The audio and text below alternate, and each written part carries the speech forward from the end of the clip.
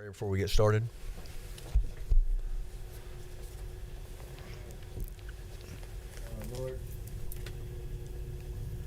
Lord, we come before you today to act in wisdom and integrity. We ask that we are good stewards over the authority that you have given us. We pray that you will guide us in all of not only our decision making, but the questions that we ask, doing due diligence, using the thinking and the brain that you've given us to be thoughtful in everything that we do, not doing anything out of routine, but doing it out of an appreciation and honor, which gives you glory. In Jesus' name I pray. Amen. Amen.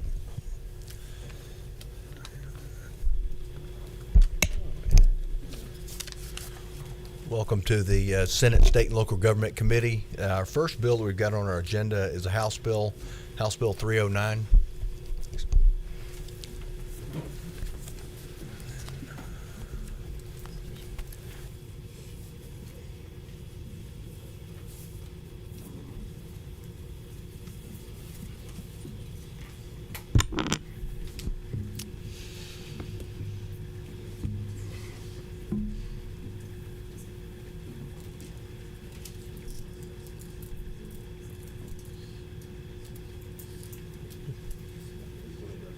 Thank you, Mr. Chairman.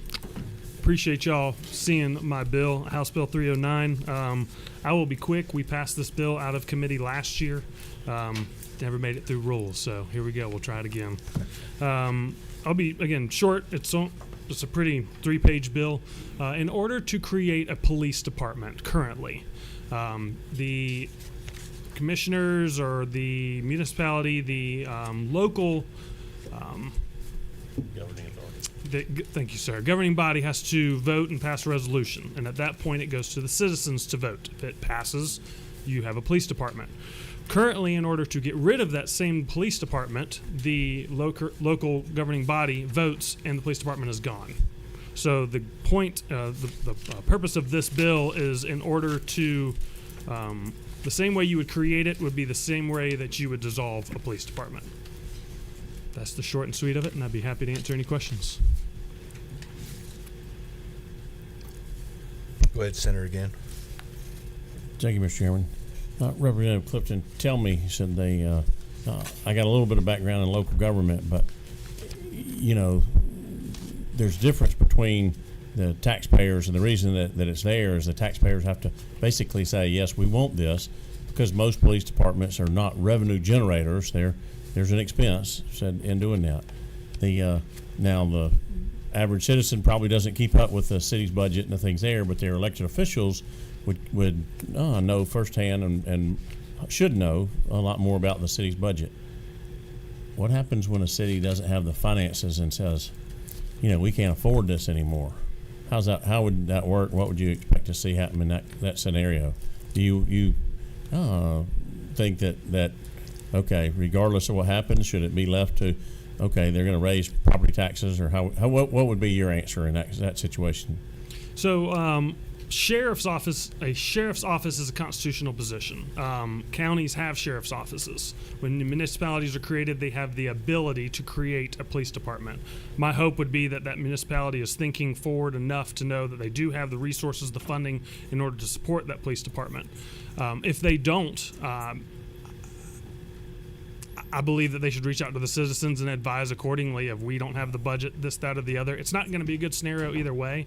What we're finding, and really the reason why this bill is we're having these local government that essentially, because they can vote and get rid of it, have complete control over this police chief or the police department.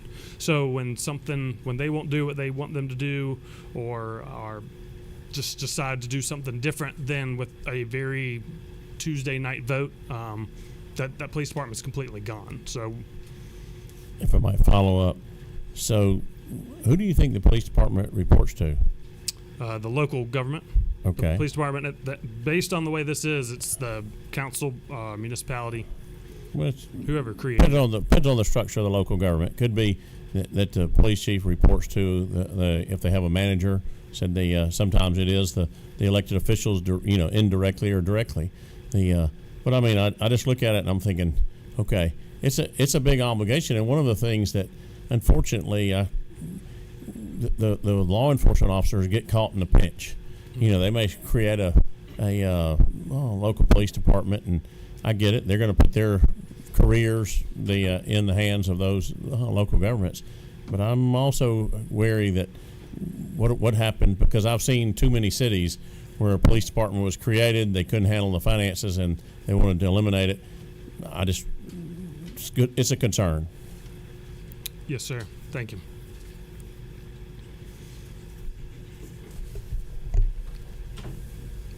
Go ahead, Mr. Whip.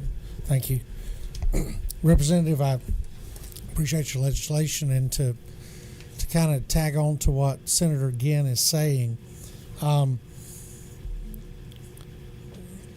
if I heard your answer correctly, you feel that if a city, a municipality can no longer afford to keep a police department and any of the other things that are required under the Georgia Constitution to establish a city, do you know currently if those other things they're required to do, does it require a referendum to get rid of those things also?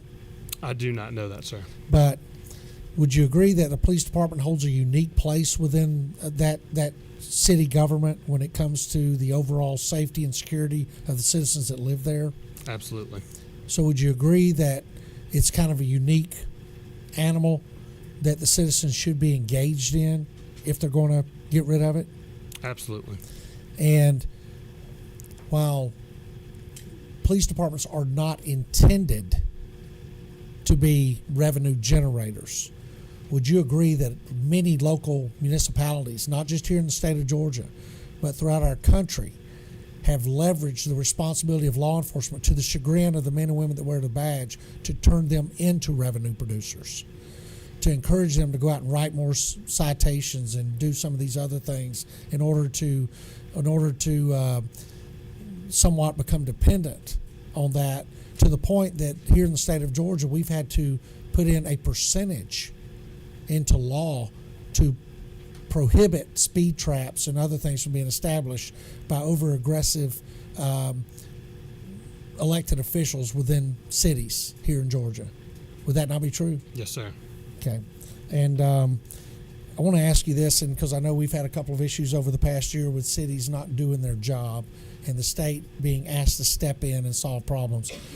Are you currently familiar with any city right now that has abolished or attempted to abolish a police department?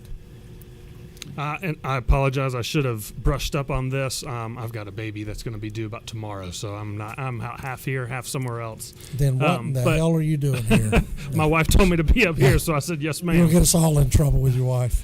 So going through this bill, this bill was brought to me as what I believe to be a good piece of legislation. When I started reaching out and asking around, I believe it was 2 different representatives come to me and said in the past 2 years they've had 3 different police departments, because they would create it. They didn't like the person that got put in charge. In 6 months, they'd abolish it. They'd wait, I believe it was a 6 months minimum before you could bring it back again. They would bring it back again.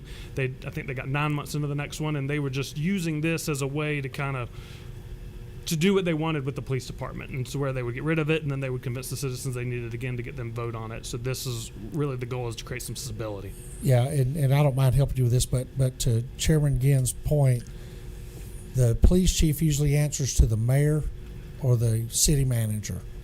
And to get a chief approved, usually the mayor will pick a candidate, take it before the city council, present that candidate, and the mayor is required to get a majority of the vote of the city council to approve that hiring. And theoretically, that could work in reverse if somebody chose to get rid of them. But I would love to see the information you got. And have you spoken to the Georgia Chiefs Association concerning this legislation? Yes, sir. I spoke to The director? PBA, Okay. the Sheriff Association. No one had an issue with this one. Okay. And the Chiefs Association were comfortable with it too? I did all of this last year, so Okay. at the time, when I went through this, no one had any issues with Have this. you had a chance to speak with the folks from the Georgia Municipal Association? Not directly about this bill, no, Okay, sir. thank you. Thank you. Thank you, Mr. Chair. Just a question. We keep referencing cities, but the legislation only talks about county police, and it talks about any county governing authority. And cities are treated as municipal corporations and not county governing authorities. Can I get a clarification from Legislative Council? Does this impact cities? Because it would have to reference municipal corporations for it to bind a city, and this legislation does not mention that.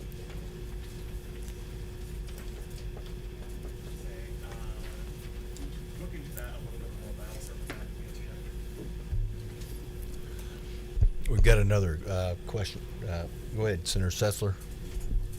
Thank you, Mr. Chairman.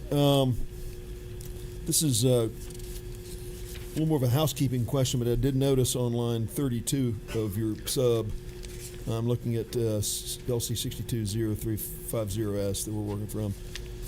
It said the county governing authority shall establish the date of the election, which shall be not less than 30 days after the call of the election. 30 days seems a little bit quick to the draw to me. I mean, if we call an election, don't we want to have 90 days or something other than 30? Maybe there's something I'm missing here, but I mean, perhaps you're mirroring something that's in code somewhere else. But I mean, even now with early voting and things like this, it's just 30 days seems quick. I mean, I don't know if I'm even going to offer an amendment, but my mind goes to, should we say something like 90 days so that people have time to think about this? 30 days just seems like a pretty quick draw. So. Yes, sir. I have no tie to the 30 days. That's what Legislative Council put in here, but I'd be open to adjusting that time frame. 394463. I may have the wrong one. This is the one I've been carrying around since last year. So I don't think we had any amendments to it. 0350S. Yeah. Maybe they got a sub in here for you. Who's LC 62? Is a sub in here? Is that? Oh, that's what's. Oh, I got you. That's what's in there. Is the other statute that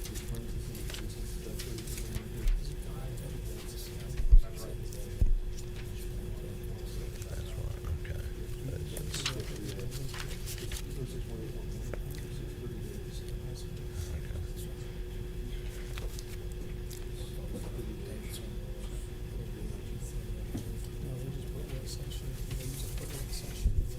Mr. Chairman, I asked the question in the context of, if we're going to go and fix this code section, it just seems like 30 days to announce a referendum to create a police force, or 30 days to announce a referendum to eliminate a police force ought to be more than 30. So I'll just throw that out of the committee. Depending on the will of the committee, it ought to be something more than 30, you would see. So. I know you've got a baby on the way. We're hoping to get this out of committee or back out of committee before the baby came. But my board is lit up, with questions. I think there may be some more vetting we need to do or things of that nature. And the reason it was not your fault, there was a sub that was offered that I was going to talk to you about. If it was friendly, we would add it. If not, but that's what got it put in the book. So Okay. It was not your error. Okay. But with the questions on the underlying bill, I think it would be best if this be a hearing only. We can finish out with the questions, but Sure. Definitely we'll make sure we get this right before we send it back out. Yes, sir. Yeah. Go ahead. I think Senator Sessler brought up one of the things that 30 days. I too, maybe there's a friendly amendment to make that 90 days, because you want to give people enough time to educate the public as to what they're actually voting on and what the issue is. That's just one thing. But number two, the only place that I saw municipalities being, and I think Legislative Council said he's going to come back and talk to us about it, but on line 75 is the only place that I saw dealing with municipalities. The bill starts out talking about county police force, and you give an example. I was trying to understand why, because was this from the woke movement? But you just told me that there were people firing people and then coming back and rehiring somebody else and firing people, and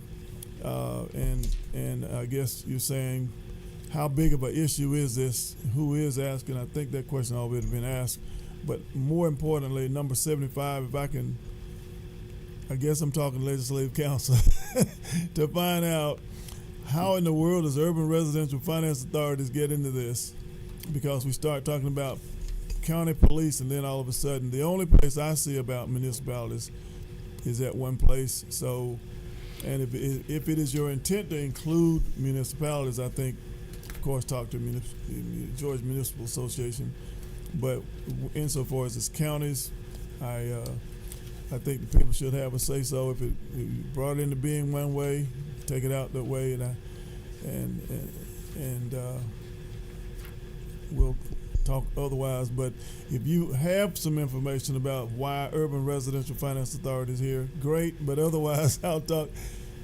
Just legislative council, can you update us when you do get back to us about the application of municipalities? I do have an update for that. The chapter in general, chapter 8 of Title 36 applies to county police only. So. Yeah, and I, as you were saying that, it dawned on me. I again apologize. I should have prepped a little bit better for this. This is just for county police departments, and as of last year, there was 6 of them in the state. I could not tell you where all 6 of those exist, but I was. Cobb, Chatham. Chatham. There's another one down there too. Dean Buck. Yep. But why are they doing? Is it only because they're getting upset with the police chief that they're getting rid of them, or what? Well, the reason they're getting rid of the forces? it also allows them to make the sheriff a jailer. Basically, they take the sheriff and put him into his constitutional duties, and they take the police chief and override a lot of the duties of that the county police department would have been supporting. So it's a dual mechanism of if they don't like the police, the sheriff, then they can use this to put their person in place, and then they can put in and remove as needed.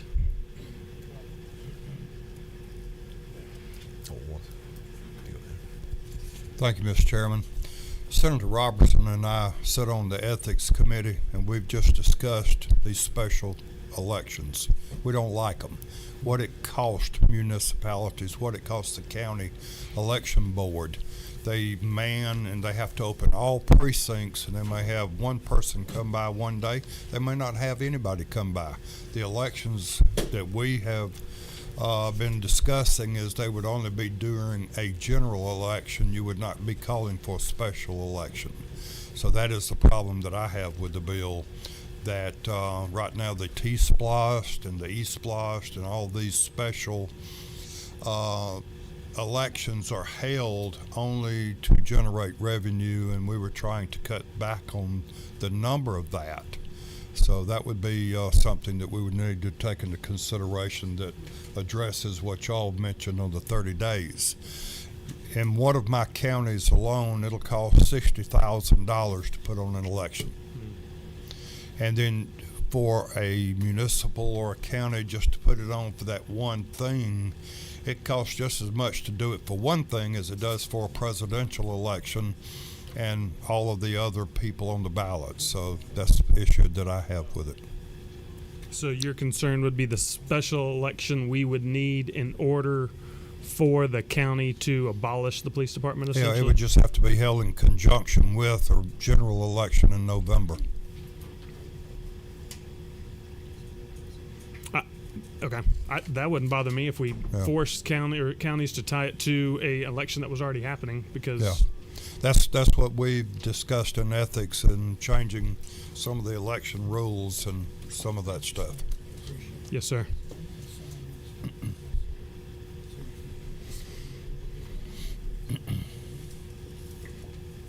Brandon. You remember that? That's what I was just talking about.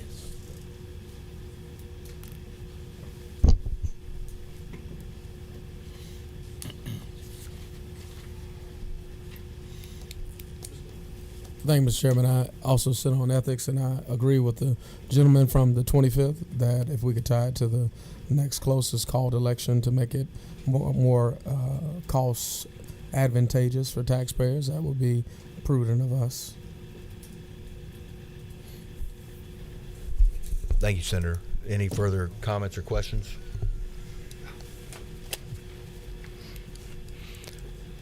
Seeing none, thank you so much. Good luck with a new baby coming in this week. But yeah, we'll work on some of these and get back with you soon. Sounds good. Yep, Thank you, thank Mr. you very Chairman. much. Thank you. Bring pictures next time you come back. I will. I got to prove it to somebody. There you go. I don't. We have a boy and a girl already, so we're going to be surprised on this one. Thank you.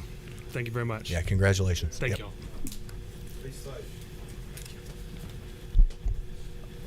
Moving on to the next agenda item, it's Senate Bill 437. Y'all may or may not remember this bill. It's been debated in committee just a little bit. It's been a while ago. I was kidding. No, this one should be fresh on everyone's minds. Dealing with permits, it's the one we debated last week. We did make two significant changes. We went from 10 days to 15 business days in the bill, and then also made the bill apply only to residential homes only, which could be attached or detached, but it would be residential structures only.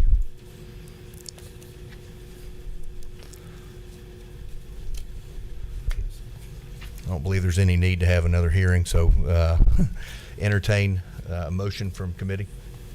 Senator again. Yes, sir, Mr. Chairman. I know this is a highly controversial bill and everything, but I want to thank the sponsor for the great work he's done to meet some of the questions that folks have. And I move do pass on LC 620366S. Senator Howard.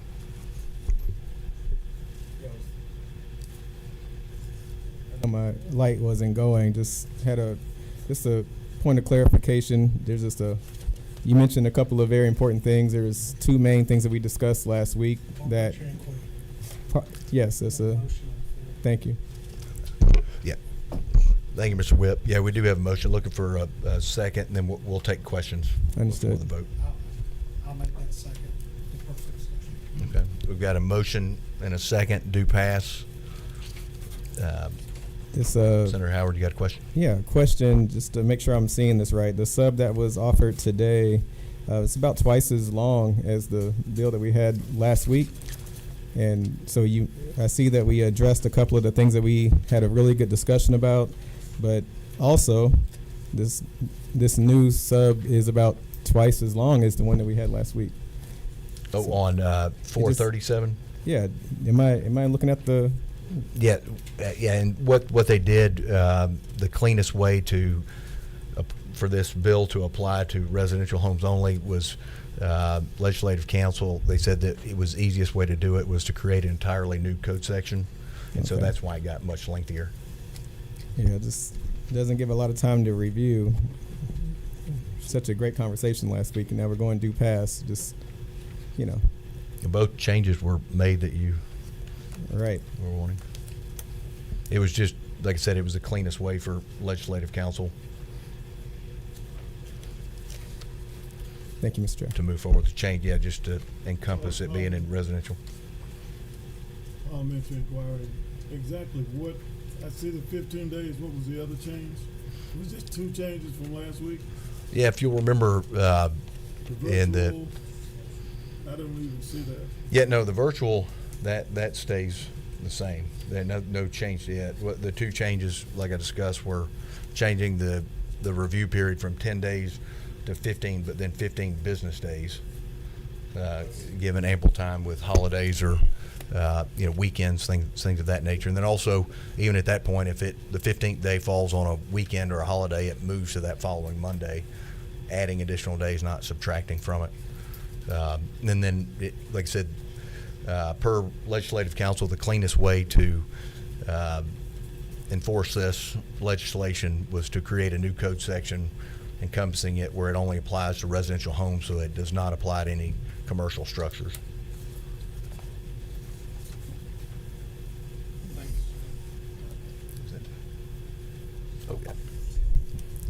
Thank you, Mr. Chairman, for working to compromise on the business days and taking it to 15 days and strengthening so that this applies to residential and adding some additional teeth, bringing in some additional regulatory standards in this new section.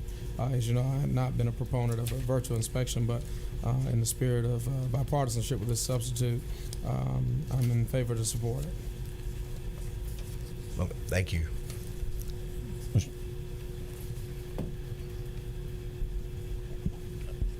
Yeah, Senator again. Mr. Chairman, one of the things that, and I asked for a point of clarification. We talk about residential construction. For me, I might want to put a limit of the number of floors. I think about, okay, if I'm building a high-rise structure, said it may be residential, but it's still a high-rise structure. And to me, would you entertain the concept of saying, 3 floors or something like that? Single-family residence. I don't think anybody's going to build a 6-story single-family residence. They might, but I know some people think big, but for me, I look at it from a standpoint of the number of floors. If we got into a condominium setting that's a high-rise condominium, how that might come into play, if that's considered residential or not, because I can see, I know in Florida that I see a lot of high-rise condos that are residences, but I'm concerned about the size of the structure. And on that same point, I see what we'll hopefully do is we'll make sure we get any kinks worked out of this as the goes into practice.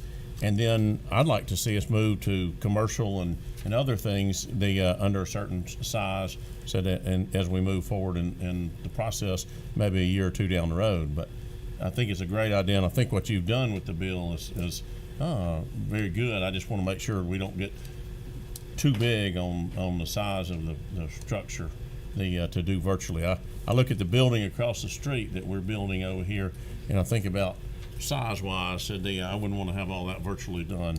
And when you start talking about multi-floors, it gets a little more complicated.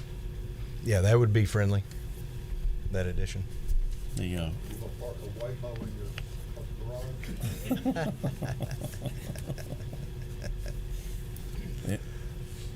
think it parks itself. Senator Setzler. Thank you, Mr. Chairman. I have great respect and affection for the author. Let me say that. I do. The thing that I have the greatest concern with is the virtual inspection. I just don't believe. I don't believe a virtual inspection is a legitimate inspection. I won't go into how many building inspections I've managed. I won't talk about that over the years, but I just, I think having a government employee code official or a professional private sector code official who walks through the building and does the walkthrough. The idea of the video camera can be videoed whether the person's holding it or whether there's a construction person holding it and the person is viewing it online. One does not have to be remote to be able to capture in video things that are being seen. I do not agree that a virtual inspection as the inspection for something to be occupied and get a CO is good policy. I just don't agree with it. I would have no problem if there were a punch list to say, hey, you're coming back, we're punching out these 6 items, and you document that as in response to a specific, something that's been cited, perhaps in some context, but an inspection is more than just following someone's GoPro or someone's camera screen around. Look at this. It is a looking at something in the totality and thinking, wait a minute, this doesn't look right. There's just so much involved that what professionals do. I can't support a virtual inspection framework. Period. So I offer that to the author. That's just where I am. I may stand alone on this committee with that. But I can't support something moving forward allowing virtual inspections being the inspection rubric for a building. And I know residential there's so many things that we rightly simplifying our residential building code. And that's why they're simplified. Code simplifies those things so that cost stays low for consumers. But the code that does exist is just as important as others. It's a life safety issue. It's a public health issue. And I think whether it's done through a government employee or a private sector entity, I think a professional being there is part and parcel to a legitimate inspection. That's just where I'm at, Mr. Chairman. So. Thank you for the comments. With great respect to the author, also, I want to say that I'm more in line with my distinguished colleague. However, if the author would consider on line 83 after the in person or virtually on any re-inspection that would allow those punch lists to just be virtual, but that initial inspection to be in person. And I know that might be heartburn, but I'm concerned that certain mechanical, electrical, certain things just need to be seen. And I there's no better example that if I was buying a house, I'm going to do a walkthrough.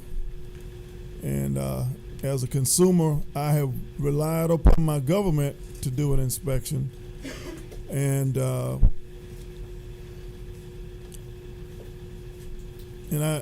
am I to understand we're not going to hear from any other interests today? Is that correct? We're just going to vote, I believe.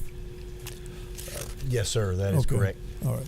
Well, if I would, with all due deference to our distinguished author of this bill, line 83, to at least consider adding the words "or any re-inspection" after the word "virtually."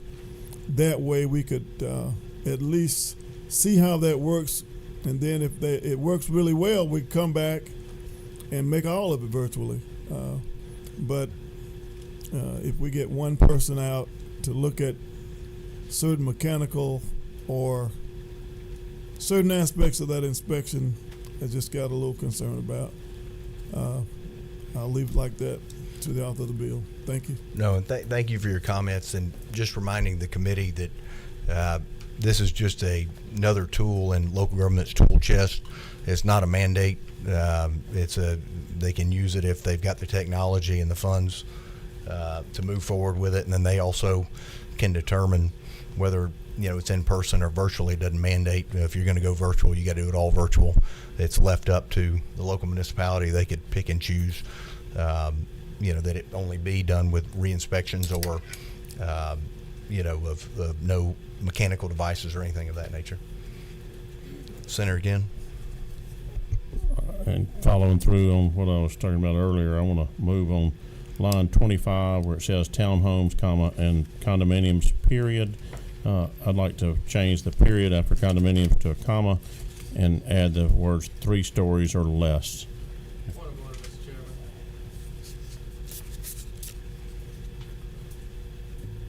This committee is not in a posture to accept amendments. There's a motion made for due pass for the second, unless the author, the gentleman who made the motion, would like to withdraw that motion. This bill cannot be amended. The only absent is to call a vote, yea or nay, as is. The posture to receive amendments is being abreast of the committee with due pass recommendation. Then amendments are in order. I think we have to amend it first and then move due pass. Other way around.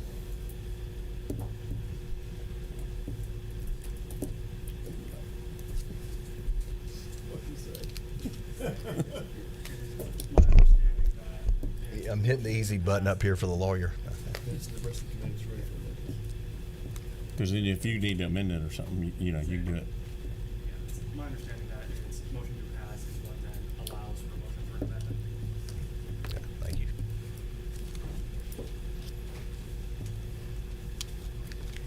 So, Mr. Chairman, on line 25, as I stated, I move that after the period in condominiums, we remove that period and say 3 stories or less, period.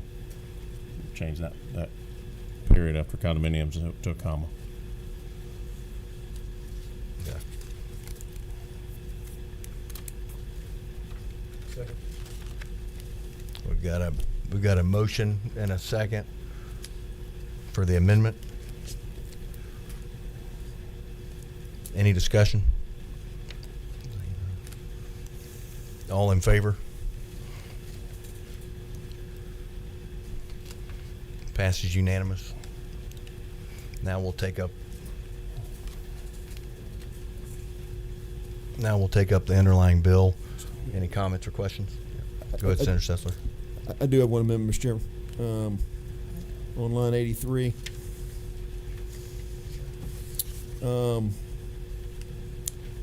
Conducted in person or virtually, I would propose in the amendment to add the words, on any punch list reinspection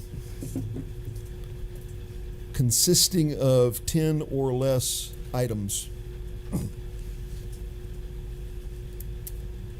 Second. Or any punch list reinspection consisting of 10 or less items. I mean, if you come in, the process is supposed to be if you come in and it's just a disaster. There's 20 things, you're supposed to fail them and come back. I don't want that to be, you come back and have your virtual second. It should be a punch list that's defined of a couple little items. That's what a punch list is. To a follow-up that's a defined and sort of circumscribed scope. I think I can live with that. I think just a flat-out virtual, as a matter of public policy, I have a fundamental problem with it. So.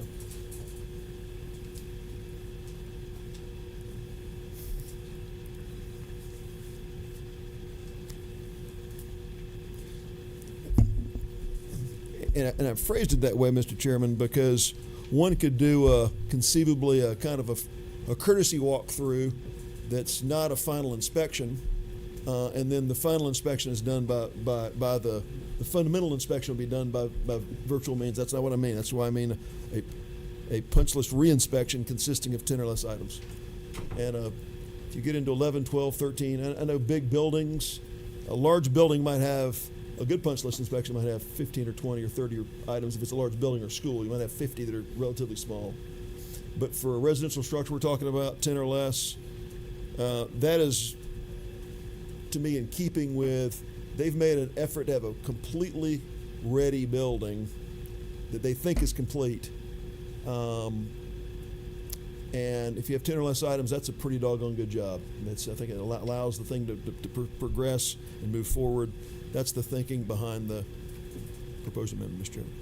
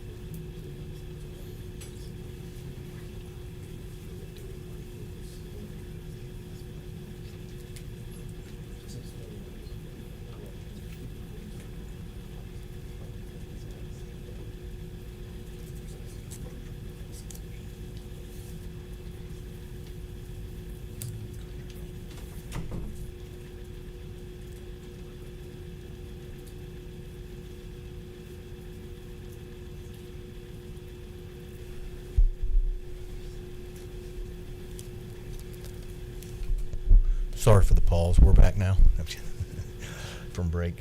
Senator Sessler, just a question. So the way I understand it, this would deal with the final inspection at the end, and only if it's a mess, if there's 10 items, or which there's probably more than that typically, but it would cause for basically a final in-person inspection. Yes, sir. I mean, just if people are watching online, just in plain English terms, if you're walking through a building to do a final inspection, the contractor thinks they've got a complete building that's ready to be occupied and be finished. You have an inspector come out, could be a publicly employed person or a private sector person. They do the walkthrough in person, and if it doesn't pass, they cite things that gotta get fixed. If you've done a good job on a relatively small building like we're talking about, I drew the line at 10 as just a number. If you got a couple things to punch out and fix, then if it's 10 or less items, the final inspection, the actual sign-off inspection, they wouldn't have to come back again. They could do it virtually. contractor representative could walk along and say, all right, you said we needed to solder this connection point in the hot water heater. See, solder's done. They could show it, bam, okay, that's approved. Okay, this little threshold condition, see that? Yep, approved. They can go point by point. 10 or less, you can do that virtually. But if it's a big mess, you go in, you walk in, they have 38 items you got to come back and fix. Then it's like, dude, we have to come back in person and see these again. It doesn't match the threshold of, and again, we're trying to weigh this out and give some guidance. I'm not married to any one number. I just felt like you've got to be in a place where the substantive final inspection still done by a human being, a qualified human being in person. That's it. But punch list items that are piece by piece, specific, limited, finite scope, could be signed off remotely. That's all. Yeah, Mr. Whip. Under discussion, I'm just want some clarification from the good senator. So you're talking about, and I know you keep saying buildings, and this right here is applicable to residential. So I just want to be clear. If we're talking about townhomes, that punch list would be applicable to each individual townhome. Like if there's a soldering issue like you talked about, or something with a hot water heater at each one of them, then you could still come in and do a virtual inspection on each one. The punch list isn't the overall property. It's each individual residence, if you will. The same thing with Senator Ginn's amendment, the 3 stories. Then it would be, if each floor is a different resident, then the punch list would be applicable to each individual resident and not the entire property. This press is audited.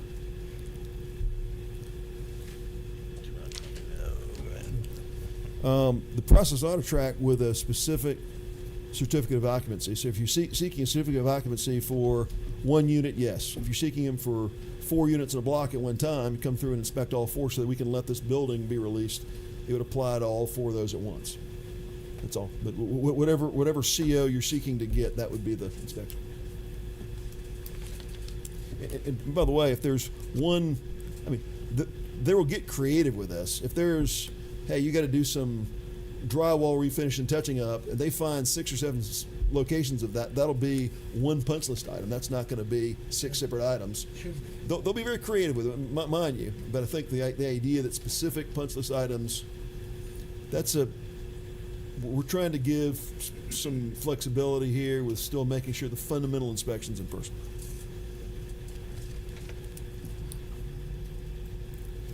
Thank you, Senator. Any further comments or questions?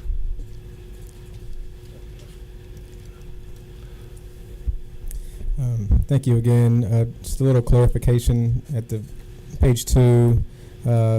Just looking at lines 20 and 21. Are there any other codes that we should consider? Sometimes local jurisdictions have special codes that may not be considered under state building, plumbing, or electrical. Would this be the totality of what we need to consider? We have a lot of unique local codes, and so I just want some clarification on that.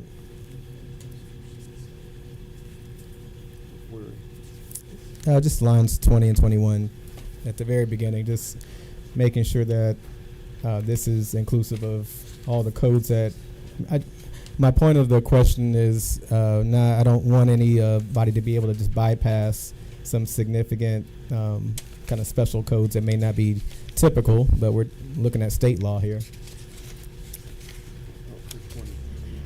That's just the header there. That's not actually in the statute. Right. Yeah, that's not going to affect the way this works, I don't think. Okay. That's just describing what chapter. Yeah. I know it's more of an intro, but just for clarification, wanted to make sure we're not leaving any holes there. Yeah, that's where this bill is basically the code section where it's changing that portion of it. Thank you. Yeah, and the second amendment would be a friendly amendment to the author.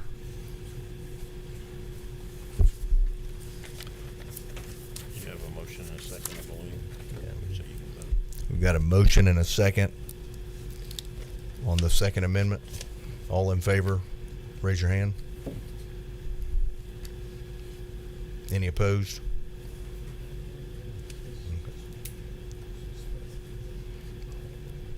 No. Yeah, we just had a little bit of debate on a few different issues on this one, haven't we? Yeah, motion carries 3-2. Hmm? Yeah. Oh, did I miss one? Excuse me, 4-2. Call the question. Call the question. Yeah, I'm good. Yeah. And then now we've got a motion and a second for the underlying bill. All in favor? Do pass as amended. Move do pass as amended. Thank you for that. No. All in favor, raise your hand. Any opposed? You didn't vote in. Mr. Any question? I did have a question, Mr. Chairman. I don't want to get this wrong as we're acting on. I'm looking at this as we're making this change. I don't want to mess up the applicability of this. You can say on the floor. Yeah. Support it. Yeah. He's unanimous. It passed unanimously. Thank you all so much for all the spirited debate on this bill. You won't believe what the subject matter is on our final bill this evening. Sure, it won't take as long.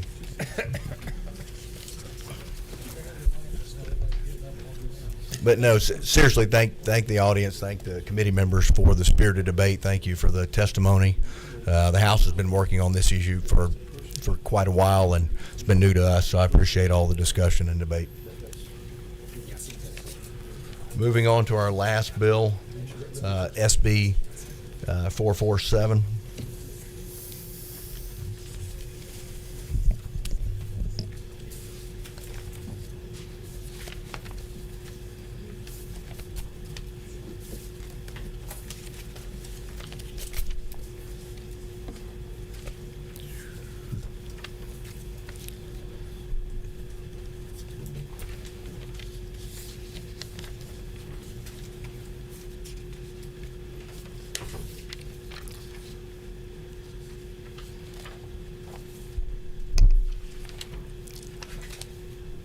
So I'll be presenting SB 447. It has to do with land development permits and soil erosion control. The changes dealing with this bill, it just clarifies some of the existing law that permits must be issued or denied within 45 days of a completed application that's submitted. If an application is denied or resubmitted, it must outline, a new deadline date for a resubmittal when you're in the comment period of a shot clock or whatever you'd like to call it of 14 days. It also, in Section 2, it lays out a clear process of when a project is denied or if it has revisions that need to be submitted. Now, they must be in writing and they must be clearly stated. Originally in the bill it had it, stating state code, but in the amendment we've got, it relaxes that to deal also with local municipalities codes and things of that nature as well, as far as stating the reason for denial or the need for a resubmittal. Section 3 again covers clear criteria for development related permits. All applications must be completed in accordance with law. Permits processed, as I stated earlier, within 45 days. Resubmittals would be within 14 days. And then also a clear scope and expectations, of federal, state, and local law in dealing with criteria of applying for permits.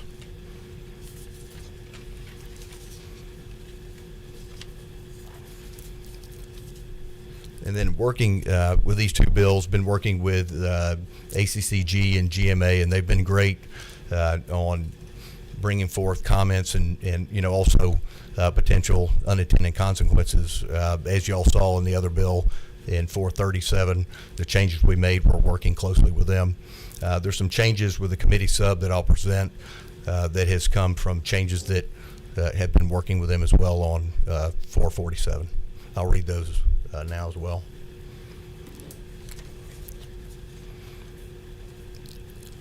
So it admits the reference to zoning and land use. I spoke to several people. Spoke to one person outside the chamber today. I believe he may be here to testify, but was concerned about if it was a PUD, a plan use residential development, where it's a very flexible on lot sizes and dealing with setbacks and things of that nature, where there could be changes during that process. So admitting this would, or remitting this out would clear that up.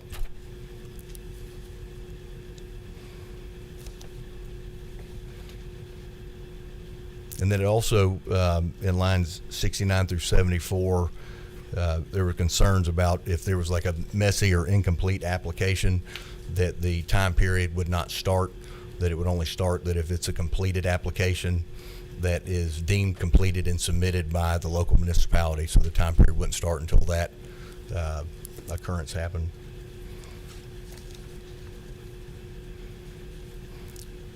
It also requires real-time updates on LAI websites, which outlines information such as submitted applications, permits, current status of the permit, statutory basis for denials, and etc. The original bill would require LIAs to appoint a specific law or denial, which is what I spoke about earlier. In each reason, in this section where we go into documenting, it would support that from either that or a local code section.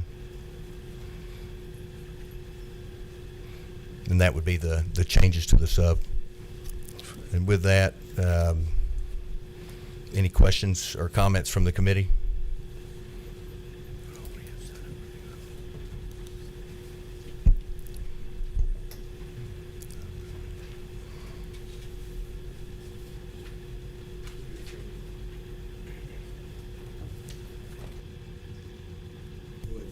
Go ahead, Senator Sessler. I'd like to thank the chair for this bill. My question is in this, just applicability.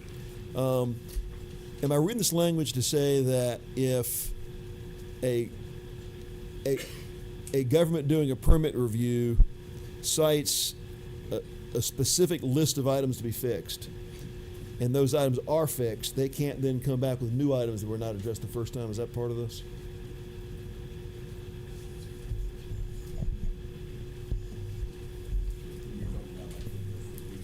Yeah. I mean, I think you're trying to be clear in this that says, if you submit for a permit and they cite you for, 12 things and you fix those 12 things and you satisfy that, they can't come back with item 13 and 14 and just kind of keep dragging this out. Isn't?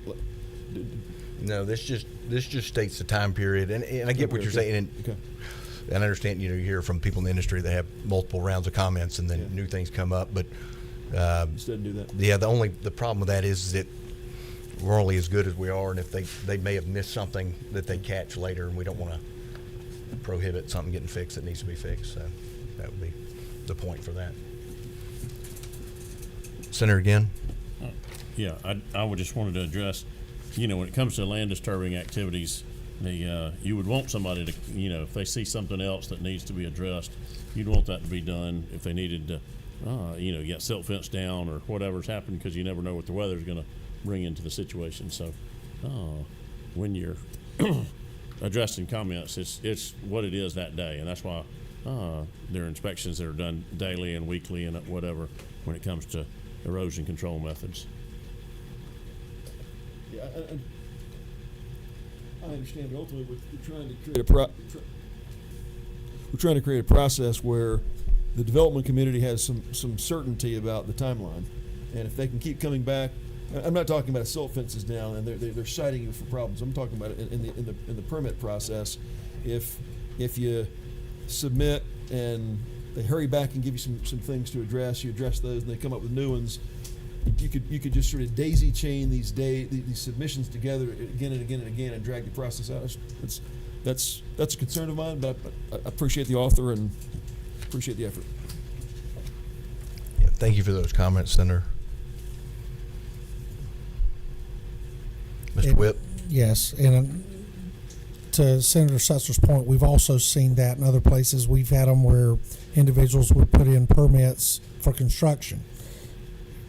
They would be denied for certain reasons. The individual would come back, solve those problems, resubmit, and then it's sent back for page numbers and font size, things that had absolutely nothing to do with it, but would just drag on the development. And so, to his point, I think while this bill doesn't necessarily address that, it is something that the vast majority of the complaints we get when it comes to the permitting process, individuals highlight those types of things in ways of, and whether intentional or unintentional, it slows the development process, especially at a time when we're talking about shortage of housing and other things. I think it's something we need to focus on.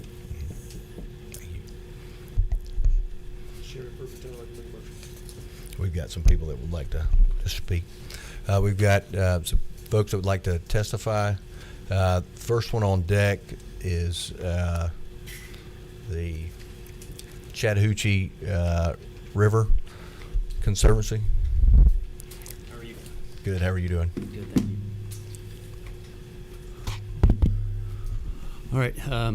Thank you for the opportunity to speak to you all this afternoon. I've had a chance to talk to some of you already today. My name is Dr. Chris Manganello. I'm Chattahoochee Riverkeeper's Water Policy Director. Chattahoochee Riverkeeper's job is to make sure there's enough clean water in Chattahoochee River for everybody that needs it and all the communities that depend on it. Not just Atlanta, but cities like Columbus, second largest city in the state.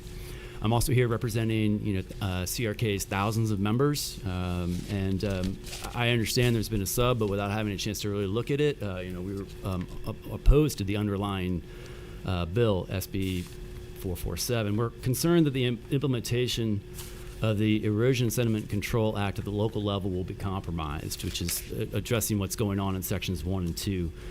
Specifically, we're concerned that the land disturbance permits will be issued without proper review, specifically in smaller communities that are facing staffing and resource challenges. So like that compressed 14-day timeline is problematic. Additionally, we're concerned about that timeline and some of the shall language that was included in the original bill. So specifically, like sections 1 and 2 with the Erosion Sedimentation Control Act, these are proposed changes do not specifically account for or address the kind of memoranda of agreements between local issuing authorities, the local governments, and the Georgia Soil and Water Conservation Commission for technical assistance and review of land disturbance permits. The commission staff and the popularly elected district supervisors could face real challenges in meeting the proposed 14-day timeline for resubmission review. On the underlying bill, the 14-day time period, I heard you talking about 15 business days in a previous bill. So the question there would be whether or not you could make it 14 business days or 20 business days, just to make it, a solid, 15 business days, 20 business days, solid 3 to 4 business weeks. Appreciate the intent to strike zoning and land use from line 44 of that underlying bill. And there was another issue on line 68. There was a shall there that made it appear that an applicant could kind of slip some new material in on that resubmission, and that was problematic. And if that's been completely removed, that's great. Otherwise, may language would make more sense on that line 68. Kind of beginning on line 81, that whole section 3 is just really seemingly complicated and could be setting up a situation where there could be some unintended consequences. There's a lot going on in terms of how you could be opening conflict between agencies and existing statutes, that could again result in unintended consequences. And at a high level, the consequences that we're most concerned about with the Erosion Sedimentation Control Act changes is that, getting more dirt in streams is a problem. And so like rushing a land disturbance permit through a process could end up putting more dirt in streams. If you end up with more dirt in streams, it makes drinking water treatment a lot more expensive. It can contribute to things like nutrients and algae in Lake Lanier for folks that have been understanding the taste and odor issues that we've been having in the last year. To fix that, Cobb County Marietta Water Authority was spending over $700,000 over the last couple months just to change the taste and to address the taste and odor this past fall. Restaurants on the square in Gainesville, they had to shut down, or they had to curtail service because of the taste and odor issues as well. So, getting more dirt in streams causes all sorts of problems. It can bring more nutrients into the water system and create problems. And finally, more dirt in streams can also impact downstream property values and, infringe on people's downstream property rights. So again, like messing with the Erosion Sedimentation Control Act can open up a whole host of other issues that can be problematic. With that, again, as the original underlying bill, we recommend that SB 447 be held for a vote to perfect the bill because we can't support it as originally written. Thank you. Go ahead, Mr. Whip. Yes, thank you for coming. Yes. You discussed the taste and odor issues with Lake Lanier and then another. Were these reported and investigated? Oh yeah, there's been lots of investigation on this. Okay. They're trying to figure out what's the cause and what's going on. Well, you may have answered my question. What was figured out to be the cause? It's unknown. There are a lot of contributing factors. There's in Lake Lanier, there's concern about the lake turnover as the kind of the physical movement of lake water and the cycling during the seasons, and that could be stirring up nutrients and other elements that are in the sediments on the bottom of the lake. So do we not know that the cause is more dirt in the streams? What we have a good sense of is that when you bring more dirt in, you're also bringing nutrients, and when you start combining all that stuff in a water column, then you can be opening yourself up to challenges. And I don't And I dispute- should also say that the taste and odor issues, there's no like fundamental health problem with it. There's not a public Right. health issue Yeah, that we know of. but your reference to more dirt in the streams and then the taste and the odor, you were just saying that could impact it. We don't know for sure if that's what impacting there, and Certainly. and there's an ongoing investigation to look at that to try to determine Certainly. that. And who's conducting those investigations? The local water utilities that are withdrawing the water, they're all trying to figure out what to do so that they can minimize their costs on response. Thank you very much. I appreciate that. Clean water is important. Yeah, we actually just discovered a pretty interesting plume of water entering the Chattahoochee River at Flat Shoals Creek down in Harris County on Friday. We're trying to figure out what's going on. And I'm sure it's got something to do with Metro Atlanta, but I really do appreciate that. Flat Thanks. Shoals Creek starts in Troup County. Well, thank you for your testimony. Welcome. I've got several folks that, but yeah, I am a resident of Gwinnett, and that's where my drinking water comes from. And we've got 200,000 constituents. I mean, my district does go to Winder, but have not heard of any complaints, at least from the Gwinnett folks, of any issues with the smell or Yeah, taste of they've drinking got water. a different treatment system than City of Gainesville, but anyway, yeah, happy to talk about that. Thank you very much. Sure thing. Thank you.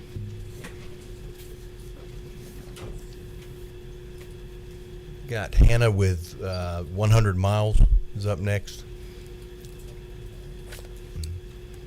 Yeah. Yeah.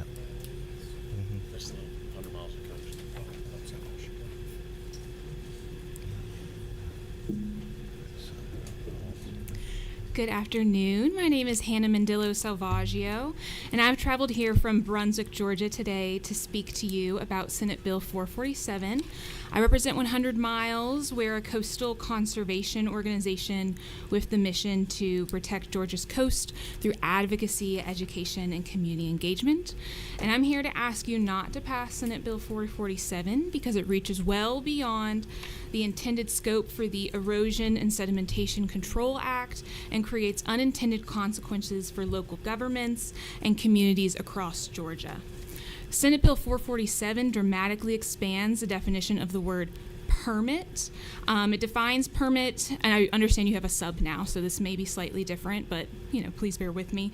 Any license, permit, or other official governmental approval for a development of real property issued by a county or municipality, including approvals related to subdivision regulations, environmental ordinances, the state building code, the Georgia State Fire Code, and other ordinances regulating development. The definition is extraordinarily broad. As further referenced, it clearly encompasses zoning approvals, utility connectivity, and stormwater management. All of these are complex, technical, and essential components of responsible development. They require a careful review, coordination across departments, and compliance with multiple state and local laws. By redefining permit this way, Senate Bill 447 effectively shortens review timelines for nearly all local land use approvals, even though the bill is framed as an amendment to the Erosion and Sedimentation Control Act alone. I'm a certified urban and rural planner. I've worked in local government. I've worked for local government. I've worked in regional planning for Georgia. In that capacity, we assisted local governments across multiple counties with growth management and development planning. The coastal region has had some communities that are growing at an extremely rapid rate. Today on our coast, major residential developments are being proposed with hundreds and sometimes thousands of homes. We're experiencing an explosion of warehouse growth, and the entire state is seeing the boom of data centers. All of these developments put demands on our water resources, our power grid, our transportation systems, our schools, and other public services. Equally important, these developments will house families and employ workers who expect and deserve safe buildings and reliable infrastructure. That safety depends on allowing officials and technical reviewers adequate time to evaluate development plans before permits are issued. Senate Bill 447 is an amendment to the Erosion and Sedimentation Act, not the Fire Code, not the Building Code, not the Planning and Zoning Act. Yet, this expanded definition of permit effectively alters the review timelines for all local land development approvals. This bill will be used as a workaround to accelerate permitting for developers. But the trade-off is real. Local issuing authorities may be forced to approve permits before all necessary reviews are complete. Senate Bill 447 is not good for local government, it's not good for public safety, and it's not good for Georgia's long-term growth and resilience. For these reasons, I urge you not to approve Senate Bill 447. Thank you for your time, consideration, and service to the state of Georgia. Thank you, Senator Sessler. Thank you for being here. Mm-hmm.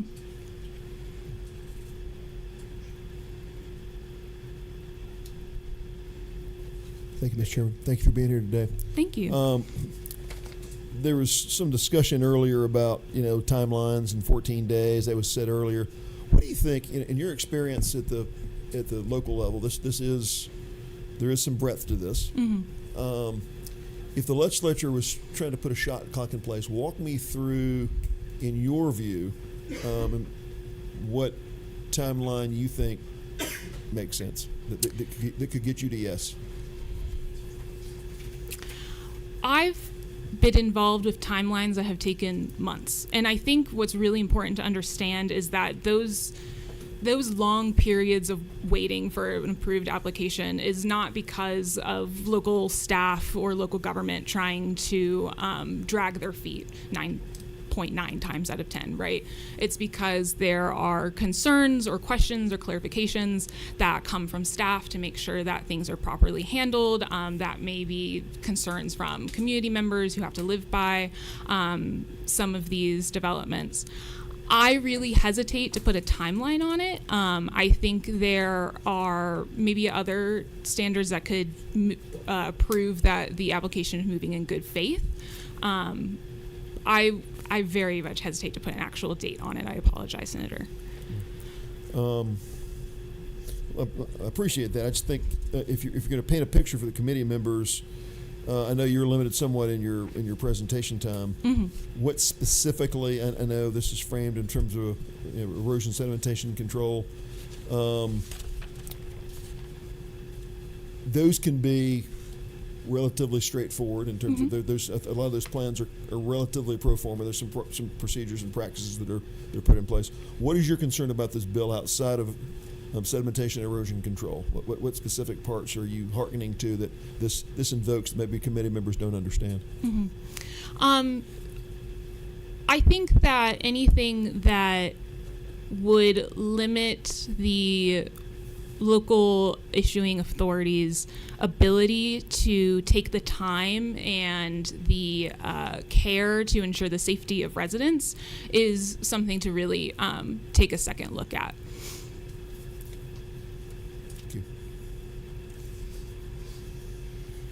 Thank you. Thank you. Go ahead, Senator. Thank you, Mr. Chairman. I just want to get some clarification. We have in Chatham County, the Army Corps of Engineers, and I just want to, I'm not certain of their timelines. For example, when we dealt with the Hyundai plant, it was in Bryan County, but that water was supplied by the Effingham County and the city of Savannah in a joint effort, and the application called for a drawdown of so many permitted gallons of water, for example, but that went to the Army Corps of Engineers first and then back to the counties. And just on line 48 and 49, it says all such requirements shall be subject to the review time frames imposed in subsection C of this bill. And I just wanted to find out if we could just maybe gather what those, and we got some experts here who could help us. I just want to make sure that the timeline doesn't mess up large-scale development projects that may be joint development authorities unintended as I was reading this, and I was thinking back in my mind when that happened. Okay.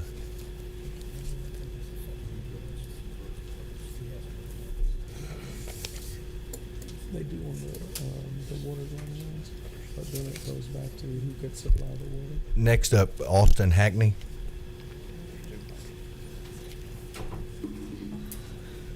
Thank you, Mr. Chairman. Members of the committee, my name is Austin Hackney, here representing the Home Builders Association of Georgia, and I've got the committee sub on my phone, so I apologize for looking down at this screen while I address you. But I did want to start with a word of thanks to the Senate and all of the signers that are on this bill. The Home Builders Association of Georgia has many different types of builder members, but among those include land developers and subdivision developers, and as thank you. As a part of that, we're very interested in the land development permitting that's captured in the first couple sections of this bill. So, if it's okay with you, Mr. Chairman, I'd just like to take a couple minutes to describe some of the issues that led to at least our interest in this concept. And when I talk to developers around the state, you know, their projects, which in the context of this bill are post local zoning decision, and that's the last time you'll hear me use the Z word in this committee. These projects have been approved by the community, the conditions have been agreed to by the developer, and then they get with their engineering firm to develop the stamped plans for the subdivision that are these land clearing plans that describe where these lots are going to go in the topography. That is all happening post decision. And so the community's concerns have been vetted, and everybody's agreed that this is a good project to move forward. And now we're just reviewing how the engineers are going to agree that is the best way forward on this project. So the law as it reads today requires that plan review to happen in 45 days. And for a business to invest the amount of money that these developers had to invest on the front end with no guarantee of success, to just pay the engineers to put these plans together, you know, they're submitting that for compliance review more than anything. And in that 45-day period, they'll be reviewed by multiple different local departments within the jurisdiction, including the stormwater folks, but also you know, the arborist, the zoning condition people want to make sure that they've actually done what they agreed to. There are multiple local government departments that are going to review this application within that 45-day period in the law. Now, what we see in practice is that sometimes there will be additional comments go into this application that would then restart that 45-day period. So while the statute reads 45, our experience around the state in different communities can be 1 year or 2 years up to 3 years of just waiting for these reviews to take place. And so one way that I think the bill fairly figures that out is by defining what a complete application is, because a lot of the feedback that we got early on in this discussion was, you know, what if the developer submits an application that is not worth the paper it was printed on, and how is a shot clock going to help that? So to know that both the jurisdiction and the applicant have to agree that this is a complete application before any shot clock starts, I think is a pretty fair way to look at it. And to include all the local reviews that have to take place on those engineered stamp plans in one round of comments, that 45-day period just gives some predictability to the business owner, the applicant, and to the local government about what the expectations are, the rules of the game going into it. So I think that's a fair way to look at it. I also think the requirement that the review happens, the comments come back to the applicant, and those comments, which are kind of known as red line comments, have to include a citation to the law that was violated that led to the deficiency letter in the first place. It's something we already have in the law in this, near this code section. For a building permit inspection, those local inspectors are required to cite the plumbing code or the electric code that the permit applicant has violated, which led to the stop work order. So this is very similar, in my view, as what we already require for the vertical permitting. We're just putting it on the horizontal land permitting now. And then finally, the dashboard in Part 3, I think, is another transparency solution that just gives those applicants more understanding of where their application is in process and helps them make plans with those investments in the community. So before I start rehashing what's already been said to the committee, I'll just stop and ask for questions. Any comments or questions? Go ahead, Senator Howard. Thank you. Appreciate you speaking with us today. Appreciate this bill. Did you have any concerns about this being business days instead of 45 days? Just obviously we know time is money, but multiple things are happening, right? We're trying to make sure the community and all the different entities, and this is a backstop. So would that significantly change your mind about this bill if it was 45 business days and say 15 business days on the other matters instead of 14? I think it'd be a significant step backwards. I think, when we talk to local governments around the state, we'll talk to some that say if it takes more than 2 weeks, there's some kind of inefficiency issue going on.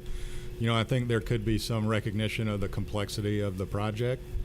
If there were a need for a more robust review for, a 20,000 acre master plan community, I think that makes a lot of sense. But for, a modest new subdivision, I think we can go even faster than the 45 days that's currently in statute. I appreciate that. It just seems similar to a conversation we had, and we went around and we found out maybe a good good compromise was business days, but then we lowered the scope, and I didn't know if we're going to end up going through that process again. I think we can keep the same scope, but maybe make the 45 days is already currently in law. Right. The 14 days is what the addition is. Thank you for the clarification. The 14 days being 15 business days to be consistent with our previous conversation. Just think it'd be good for us to consider. Thank you for your Something comment. to get your perspective. Thank you, Mr. Chairman. Any further comments or questions from the committee? Senator Sessler. Thank you, Mr. Chair. I'm trying to unpack this. In Section 3, I get the Section 1 with the sedimentation erosion control, I think. And then it's 45 days and it's 14 days to consider a resubmission. That seems very balanced to me, even in actual calendar days. In Section 3 of the sub, again, this is the 4005S sub. This is trying to understand the applicability of how these things all fit. I was going to pull the code up. This is where we're invoking things, well beyond sedimentation, erosion control, building code, state fire code, those kind of things. Could you walk the committee through what Section 3 really applies to, and the value out of it as you see it? Sure. Well, having just read Section 3 about 3 minutes ago, I would say that my initial perspective on the value there is that we've got a good idea in Section 1 and 2. And if there are other permitting situations, review that's taken longer than 45 days, then we should at least take a close look at why that is. to me, we're getting a little outside the scope of what our Home Builder Association members are regulated with. So line 131 for subsection D that says that if there are other time frames that are in the law already, like the plan review and inspection time frames that you guys may have just discussed in a previous bill, that this bill wouldn't affect that. Outside of that, that's kind of, we get past my scope of understanding. So, Mr. Chair, I guess maybe I address this to the chair. Is the intention of Section 3 to take the 45 days review and then the 14-day resubmission for really all building code permit, all permit related things? Is that what this is? Turn my microphone on. This one is towards land disturbance permit, towards development. Okay. Is what this is geared towards. And then when you're looking at that 45-day window, when you're dealing with a land disturbance permit or a final plat, you've got your submittal, and that would be your 45-day window. Then the county or municipality rather would come back, and typically there's a number of comments. You address those comments with your engineer or your licensed professional. You resubmit it. Once it's resubmitted, then that's the 14 days just to address those comments. So it's a much smaller scope. So I think 14 days is plenty of a time for a municipality. And there again, if the 14th day lands on a holiday or a weekend, then it falls to the following Monday, which gives additional time, not less time. And there's several rounds of those. That's why I don't want to, harden that number, because it when you're dealing with a, building plan, there could be several rounds with it, but when you're dealing with a final plat, it could be, I had heard of one last year that was 8 rounds of comments as you're perfecting that plat. And like I said, with the resubmittal, you're looking at those issues that are addressed, and then the municipality may look at the entire plat and miss something from, the original submittal or something, but there's several of those that transpire. Mr. Chairman, if I could make one comment in conclusion here, I would say, I read the article about the dirty water bill that, this is being alleged as, and I don't think that's true. The way I have viewed this concept is that we've got a 45-day shot clock on the books already, and lots of communities around the state that are doing these reviews well under that time limit. If there are extenuating circumstances, maybe we should address those in the bill, but the goal of this bill is not to put dirt in the waterways. It's to get more buildable lots into the marketplace faster than we are today by just complying with what's already in statute today, that 45-day clock. So, in dealing with the development process, developers, as they're developing the site, they've got to retain the water on site, so they've got to build temporary ponds till they build the final ponds. Sure. They've got to contain that water at the same level that it's released before any development or better. Is that correct? That is correct, and to my knowledge, there's nothing in this bill that affects any of the material requirements of the Green Book or any of those stormwater runoff requirements. Any further comments or questions? Thank you. Thank you. Next up is the Southern Environmental Law Center.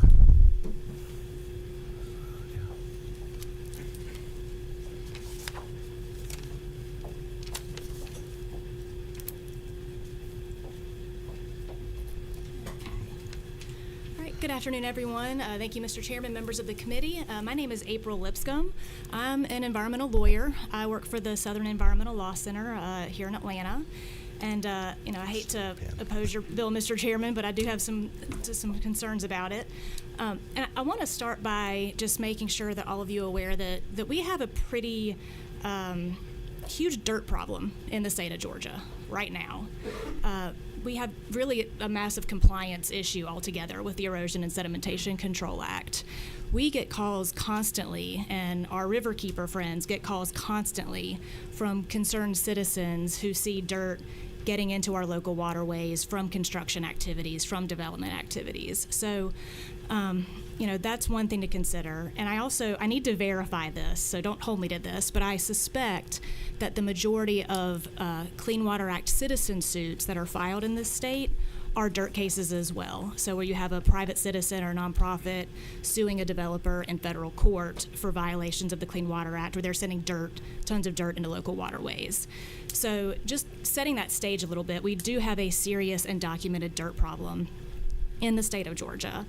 And, my main concern with this bill is that there is, a likelihood that the language could exacerbate some of those problems, which you heard from Dr. Manganello and from Hannah with 100 Miles. I don't want to get too in the weeds on that, but essentially, if you compress deadlines and if you allow for a statutory scheme where permits are automatically getting approved, that could result in a situation where a shoddy erosion and sedimentation plan gets approved, BMPs are not going to be implemented the way that they are supposed to be implemented, and then we see additional dirt getting into our stream. So that's sort of just an overarching concern that I have with this bill. Another concern, I think a lot of the concerns that we've heard from developers don't necessarily involve the Erosion and Sedimentation Act itself. It's a lot of these other permits and a lot of these other approvals that are slowing things down. And so I think putting these very sweeping, shot clocks and time limitations on local governments may not be the right solution for addressing that problem, especially when you have different municipalities, different counties that have different sizes, different capacities, different staffing needs. So, that's another concern that I have. I do appreciate some of the changes that have been made on the substitute, especially taking away the zoning language, things like that. Appreciate that. I do think making the requirement that the shot clock doesn't start until we have a completed application is a good one. I'm not sure if it's defined in the substitute, but I'm not sure completed application is actually defined and who makes that determination, so that may be something to look at as well. On the timing, I do think 14 days for a resubmittal is just insufficient. I think preferably we ought to be giving our local issuing authorities at least like 15 business days, because 14 calendar days is really 10 business days if we're looking at weekends. I briefly looked at the substitute. I don't think that the requirement for a completed application is in Section 3, so I'm not sure the timeline actually starts then for a completed application. I may have missed that, but I wanted to flag that as something if you're looking at it. And the last thing I'll just mention, it's sort of unclear to me exactly all of the permits and licenses and approvals that this bill could be applying to. I mean, there's so many different types of things that could be happening at the local level that a local government could be requiring, and some of those may need longer than 45 days or may need greater scrutiny depending on their staffing levels or the complicated nature of the plan. So it may help this committee to know, like, from a local government, and I'm not the right person to know this, but like, what are all of the permits and licenses that could be impacted by this bill? So just offering that for the committee's consideration. But for now, I would just urge y'all to pause the brakes a little bit. Let's think through some of these issues and come back. Thank you. I'm happy to answer any questions. The Council for Quality Growth is up next. And then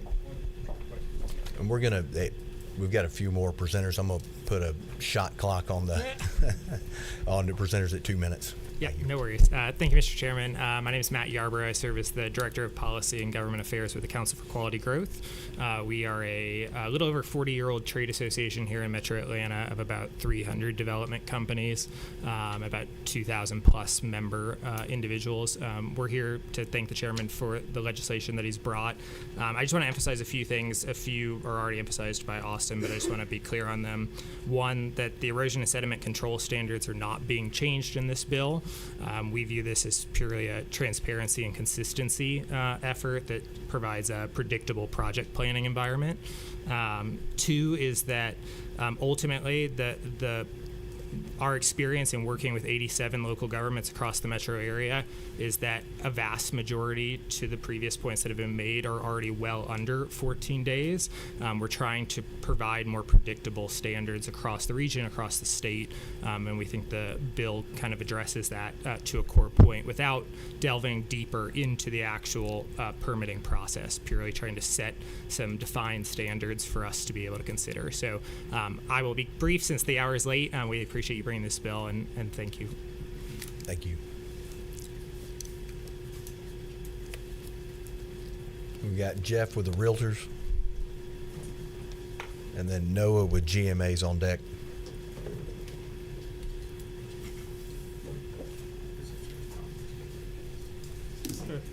Mr. Chairman, members of the committee, Jeff Ledford with the Georgia Realtors.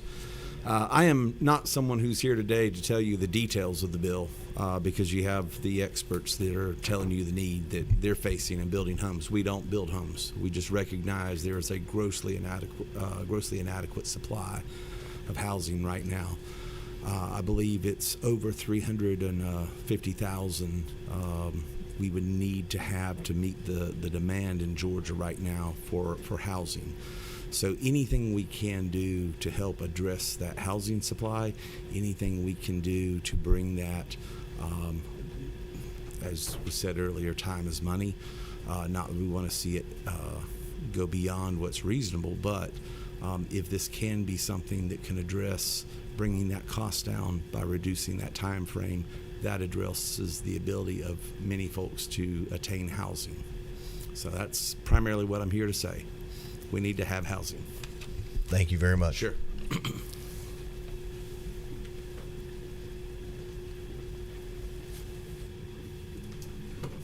Chairman, members of the committee, my name is Noah Rainitz with the Georgia Municipal Association. I appreciate the opportunity to be here today. I want to start by sharing that ideologically, I believe that Georgia cities and this committee and the intent of this legislation are duly aligned. Land disturbance permits, expediting them and getting them in place is a win. Cities, when you pull an LDP, it means that you're building housing, you're expanding housing, you're building a business, or you're expanding business. Those are all things that we want to champion at the local level. And I want to really, first off, by saying I appreciate the extent at which the chairman and some of the council has worked with us on improvements to this bill thus far. I have about 240 of my cities that function in this process of issuing land disturbance permits. I represent Georgia's 536 cities. This is about 40% of my membership that is working through this. Of those 240 cities that function as the LIAs, 40 of them function as the LIA with an MOA, which is a Memorandum of Understanding with the state EPD. They are able to effectuate the entirety of this land disturbance issuance permit process themselves in-house. Those are your larger jurisdictions. They incur training, education, and recertification on, I believe, an annual basis to keep that status. My other 200 members that don't have that MOA, they rely upon external partners to effectuate key provisions of these LDP applications. And that's one thing that if I were to suggest one thing to the committee today, it's that this bill speak to the effects of external review when local governments have to rely upon it. I want to draw your attention to Section 1 of the bill, subsection D. It's lines 46 through 49. It was referenced earlier by a previous speaker. We were able to get removed from this references to zoning and land use. Now, I appreciate that. That was something we had asked for. Zoning and land use considerations and those kind of changes and amendments are really governed by zoning procedure law in the state of Georgia, and there's a whole nother adherence to public hearing and public notice that needs to take place that it would just be unfair if it were to sit under the confines of this bill. But what I would like to see potentially added here in Section 6 is, again, a recognition of those local governments, the 200 of my cities that are doing this process, that are relying upon a state agency for feedback. At the end of the day, a land disturbance permit is the submittal of an erosion and soil control plan. But an erosion and soil control plan has to promulgate best practices that is going to stop runoff into the waters, ensure that we're not going to have those types of issues. But that has to align with the plat map for the development. That has to align with the amount of trees that are being cut down. That has to align with the amount of trees that are being replaced. That has to agree with the ways in which the topography of the development is going to change when they clear this land. All of these things being reviewed together, oftentimes local governments, especially city governments, will look to external partners. If a city is existing in a county where the county runs the water system and you're going to have to run new water lines and new sewer for a development, a city would be waiting on a referral back from the county on whether or not this water plan is going to counteract with that erosion and soil control plan. This legislation does not recognize that external relationship. It would not hold those external partners accountable to the same timelines as cities. We would be beholden to the 45-day initial review and then a subsequent 14-day review, but we would not be able to point the finger at external agencies. And it's not just city-county. It could also be city-state. Oftentimes, for those jurisdictions without an MOA, they're relying upon state agencies such as State Soil and Water to effectuate and to review those portions of the erosion and soil control plan. Now, I believe there's a speaker that's going to speak to this a little bit later, but the state can take a little bit of time with that. And again, if that's the burden in the process, we just want that to be recognized. I'm not asking for an extension of the timeline. I'm not asking for a move from 15 days to 15 business days. What I would ask for is instead that we toll the shot clock. In those instances where an entity of local government is relying upon an external partner, whether that be their county, whether that be a private utility provider, or whether that be an agency of state government, that we simply toll the shot clock and keep it in place. Once those reviews have come back, let's start the shot clock right back, and we can still get these reviews turned around in a sensible time that's good for the city and that's good for the business entities. Other than that, I really do appreciate the extent at which you've worked with us, Chairman, on this bill. I will say I received a copy of this substitute about 2 hours ago, and Section 3 is foreign to me. I have read through it in the time that we've had during the committee meeting today, and I understand the intent, but I would levy here upon any deeper analysis that the reach of this is very, very deep. Generally capturing all permits that local governments issue and beholding them to those timelines, the 45 days and the 14 days, Section 3 itself is not limited to the land disturbance permit process. It's just the general permit issuance process that local governments work through, and it's a lot. I tried to pull up a comprehensive list on my phone, and it wouldn't stop. We do a lot. We do a lot of permits. So I understand beholding under the same shot clock, and I also understand the second part of Section 3, which instructs us to make a website to kind of keep this process working in real time. We're for transparency. We believe that that's an important part of the process, but I do not understand the staff implications that this would have, nor the financial implications at this point in time. My ask would be to be cognizant of that first thing I mentioned, the external review partners, and should the committee have the interest to move this bill forward today in this fashion, I would ask that we potentially hold off of that Section 3. We have now passed one permitting bill out of this committee. We're maybe yet soon to pass another permitting bill out of this committee. Chairman, I've worked with you in good faith. If we want to move a third permitting bill, I promise you I will work on this language in good faith. But at this point in time, I don't have feedback from membership, and we're not sure we understand the full scope of it. I fully understand Sections 1 and 2, but Section 3 is just giving me a little bit of heartburn. So I will, with that, I'll conclude my time. I'll pause for any questions if the committee has any. But yeah, thank you. I've got some antacids up here if you want to take them. Tom's? Take some time to read the It's bill. Tom's. No, thank you for your testimony, and you have been great to work with. I appreciate your insight. Thank you, Chairman. Yep.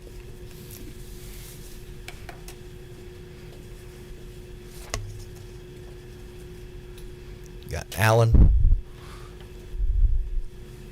and then Ellis is up last.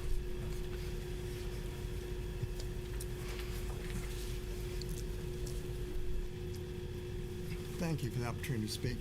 My name is Alan Toney. I am the chair of the Fulton County Soil and Water Conservation District. That's an elected position. I've held that position for 30 years. I have seen pastures completely destroyed with mud. I've seen mud in the road, which was dangerous for cars. I have seen ponds completely destroyed by mud coming off a construction site. The problem, it's not just, clean water, the cost of cleaning water. It's that I get complaints all the time from citizens in tears because some developer upstream has not done what he's supposed to do. And as long as a plan is correct, we can get it fixed. But the reality of this is when a developer comes in for zoning, what he presents is sort of a pie in the sky to sort of placate the folks who are upset about the zoning. That's not the real plan.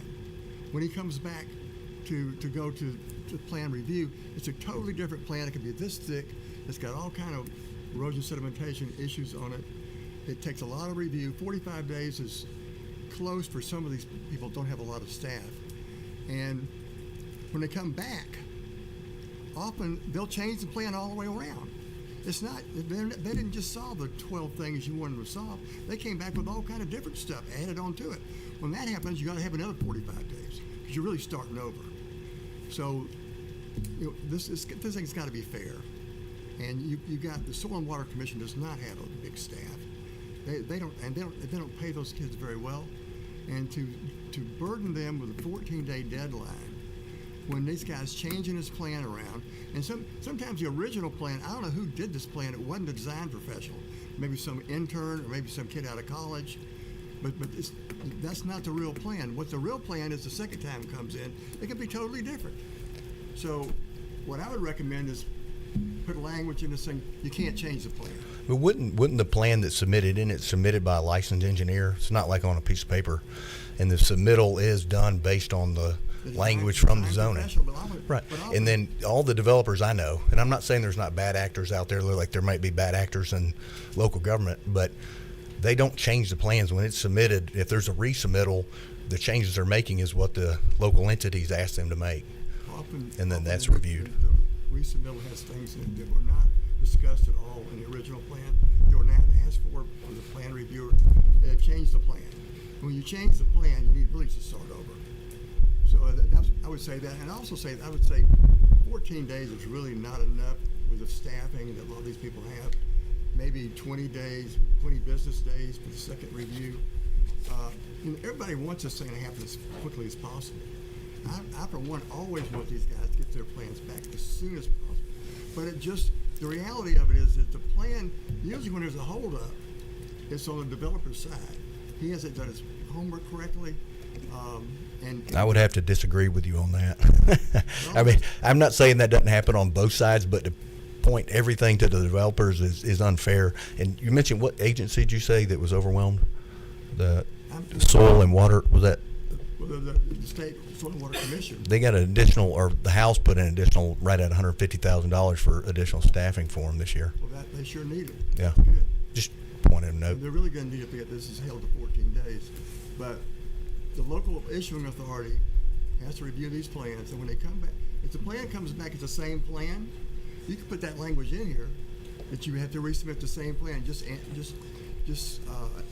address the items that the reviewer has requested. Oh, if you would speak into the mic, they're having trouble hearing for the record. I'm sorry. In other words, if the plan comes back with a totally different plan, really, sometimes it's quite a bit different. But that doesn't happen every time. Any developer I've ever worked with, the only thing they're changing is what the municipality asked. And there's even a story of one developer, 8 rounds of comments after 7 months or so, give or take. The last round was to bold the font on the plat. That had been the same the whole process through.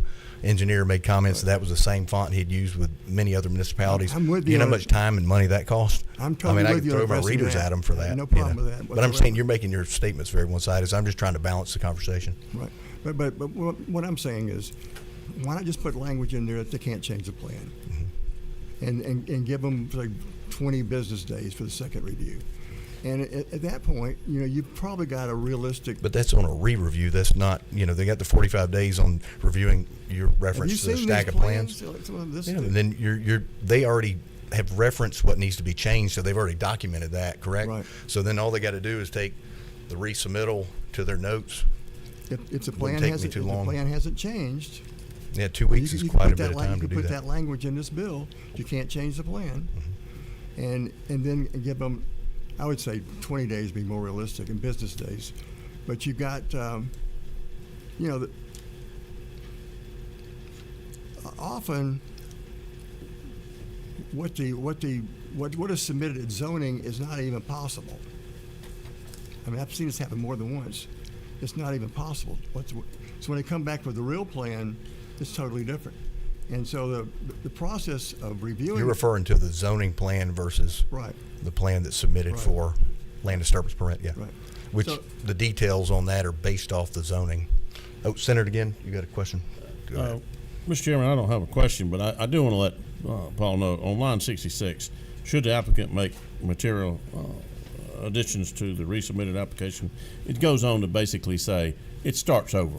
And to me, you read line 66 through there, said it's taken care of in the substitute that we have in front of us. So it's there. I know I don't know where everybody else's schedule is, but Mr. Chairman, I know I'm going to have to be leaving here in a minute. We usually schedule our committees for an hour, and we've been here for almost 2 hours. So This is a marathon meeting. You gotta Okay. you got to stick it out. I'm going to tough it out. For The good stuff, you got to percolate it up. One more speaker, because I know the next one pretty good. No, I will go ahead and state that, yeah, we've got one more speaker. Definitely want to hear from him. Known him, I think, longer than I can probably remember. But I don't remember those years when very you were well. a teenager, Ellis. But this will be a hearing only. The addition from GMA that was spoke about, that was a last minute addition. So they've been working along with ACCG, have been working in good faith. Definitely want to make sure they've got time to review that. The bill intent is for land disturbance permits. Definitely don't want to overreach there. So definitely looking forward to working with you all before we, or as we perfect the bill. And thank you so much for your testimony. Thank you. Yep. Ellis, your turn.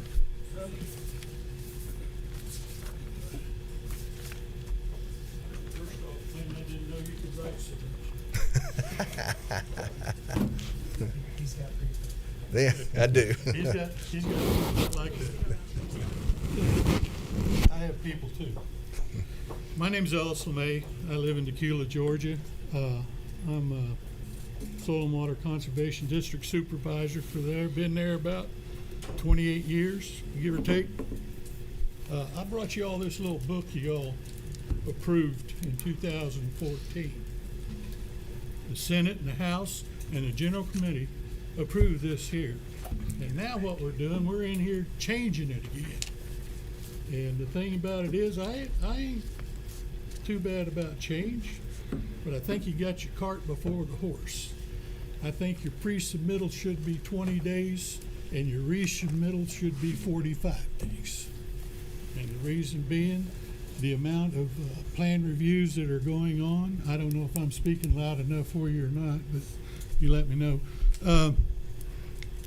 In a land disturbance permit, they have about a 45 item checklist that all engineers get to develop a erosion sediment control plan.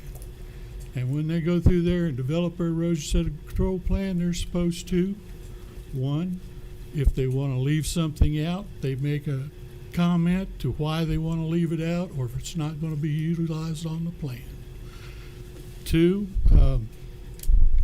they have a detention pond plan that they get, and sometimes they're about this thick, sometimes they're about this thick, and then there's sometimes about this thick. And if you think you can do an erosion sediment control this thick within a 45-day time period, you're all backing up just a little bit. Now, what I take out of this bill, it's actually 45 days in this book for a review, and this is what you're going for. Is that not true? The 45 days. Okay? Permitting. The State Commission has 8 employees right now, and I don't know if they're going to have that many next week or not, because what happens is the cities and counties and things like that hire them out from underneath the commission.